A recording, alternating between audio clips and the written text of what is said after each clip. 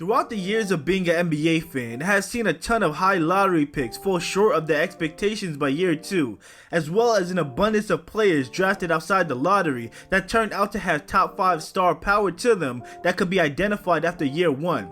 That makes me want to point the finger to some of these teams' scouting staffs.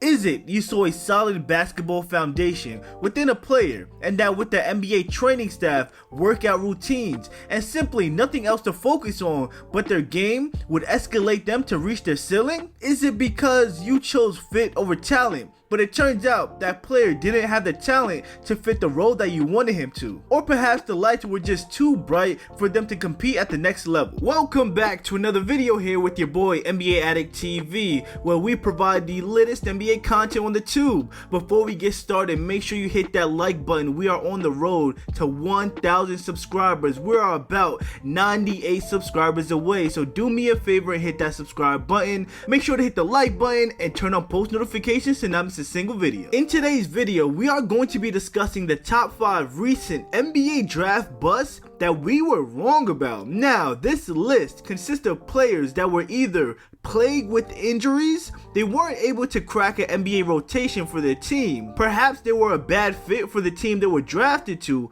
or simply they had a poor work ethic. What I learned over the years is that it is incredibly hard to consistently hit on your draft picks. At the end of the day, they could simply just not develop into the player you thought they could be. Before we dive into our video, one great example is Jimmy Fredette.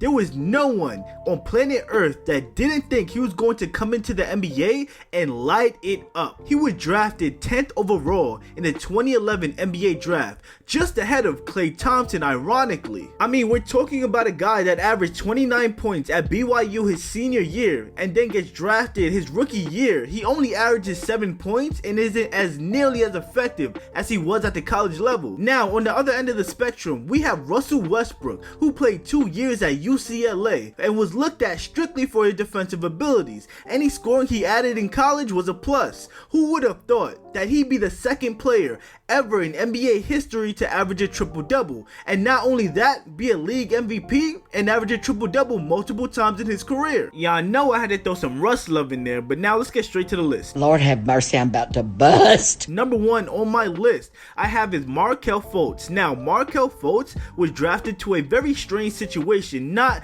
usually a number 1 pick gets drafted to a team that's suddenly in win now mode. After tanking for so many years, the Philadelphia 76ers were ready to take basketball serious again, but Markelle Fultz's body wasn't. Unfortunately, he suffered a very strange shoulder injury, or some people believe he was in a car accident that the Philadelphia 76ers were trying to cover up. Whatever you want to believe, Markelle Fultz only played 23 games for the 76ers before getting traded to the Orlando Magic for Jonathan Simmons, a 2019 second round pick and a 2020 first round pick. I guess the trade worked out because that first round pick turned out to be Tyrese Maxey. Now, considering the dumpster fire that is the Philadelphia 76ers organization, this trade may have saved Markelle Fultz's career. In the eyes of the NBA community, Markelle Fultz's stock nosedived. I mean, everyone pretty much gave up on him. At least that's how it felt at the time. It is so rare that you trade your number 1 overall pick after just 2 years. The mysterious shoulder injury put a hitch in Markelle Fultz's jump shot, so much so that many thought it was broken beyond repair. And then he tears his ACL just in his second year with the Orlando Magic and gets labeled as an injury-prone player. But this past season,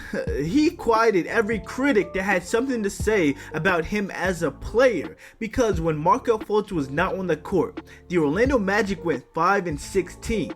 Compared to when he returned to the lineup, they went 29-32. He was the driving force in some of those critical wins over the Boston Celtics. This upcoming season is going to be a huge year for him. Not only is he in a contract year, so he has to show the Orlando Magic that he is their starting point guard for the future, because they did bring in some competition with drafting Anthony Black. But me personally, I do believe the Orlando Magic will lock up Fultz long term, and he is my favorite for most improved. He's about to have a breakout year, ladies and gentlemen. And Marvin Bagley Bagley's situation is a bit different. I think we can all agree that no way in hell should he have been drafted before Luka Doncic, Trae Young, Colin Sexton, Mikal Bridges, Miles Bridges, Shai Gilgeous-Alexander. That is egregious. And if we're keeping it all the way high, Marvin Bagley is just a more athletic and mobile Jahlil Okafor, if we're being honest. When I look at Marvin Bagley, he's an 18 points and 8 rebound type of guy. That's his ceiling. Maybe you can hope he'll get a block a game and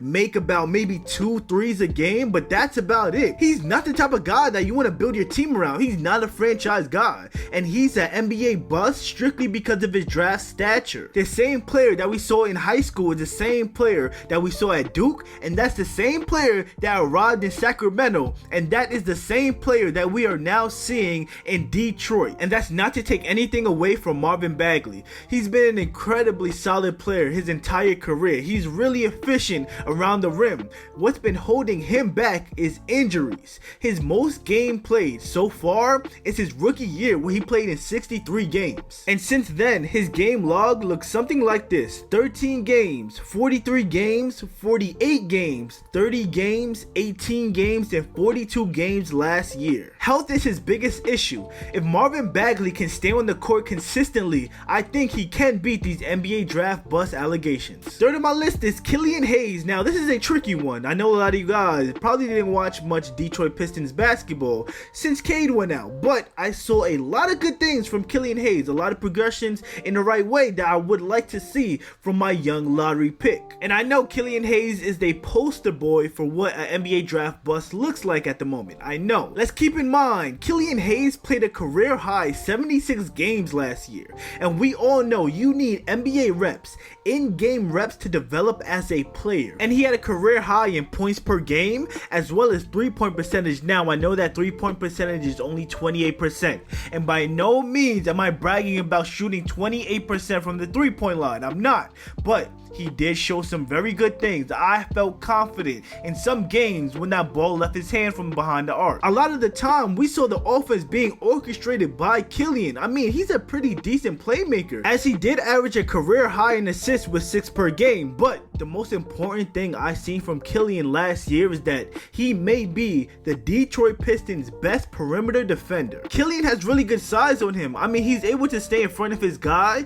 he fights over screens, and he's really locked in on defense. He disrupts the offense in many ways. With Cade out last season and the ball in his hands a lot more, I think Killian Hayes was able to figure out the type of player that he is, and he will take that going into next season. If y'all selling any Killian Hayes stock, sell them to me, because I'm buying it all. Number 4 on the list is Dennis Smith Jr. Now, I'm really high on Dennis Smith Jr. Man, he's been through a lot over the last few years. It's really unfortunate to see that year and a half with Dallas, and then they kick him to the curb for Luka Doncic, and then he plays really good for the New York Knicks for a half a season, and then he jumps from teams like the Detroit Pistons to the Portland Trailblazers after being ravaged with injuries, but ultimately re-establishing himself as a defensive guard in this league with the Charlotte Hornets last season, and I think he's going to be really good going forward. I love him on the Brooklyn Nets. He's going to bring toughness and grit similar to Patrick Beverley, but I will admit that his offense isn't all the way there yet.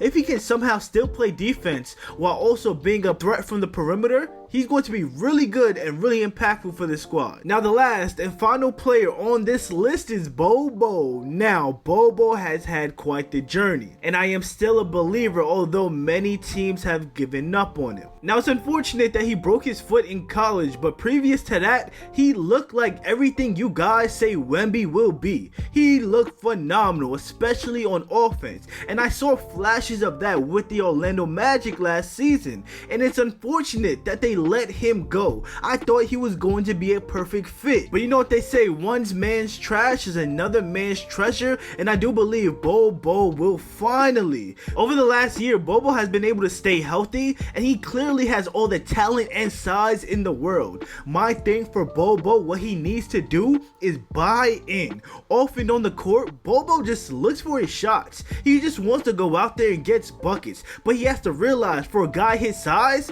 he has to play defense as well. You have to rebound. You have to make the extra pass. You are now playing for an NBA championship. And I do believe the Phoenix Suns discussed these expectations of him when they signed him to the contract. And I do believe Frank Vogel will put him in the best situations possible to be successful, similar to what he did with the Los Angeles Lakers with JaVale McGee. And that will wrap up my top 5 list, man. I hope you guys liked the video. Make sure to leave a like, subscribe, comment down below, turn on post notifications, and let's get to 1,000 subscribers. I'll see y'all next video.